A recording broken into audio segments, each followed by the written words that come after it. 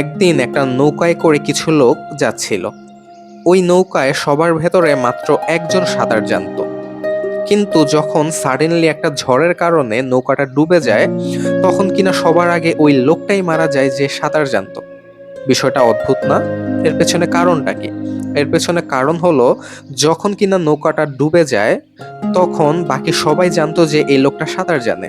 তাই সবাই তাকে জড়ায় ধরছে যাতে করে তারা বাঁচতে পারে।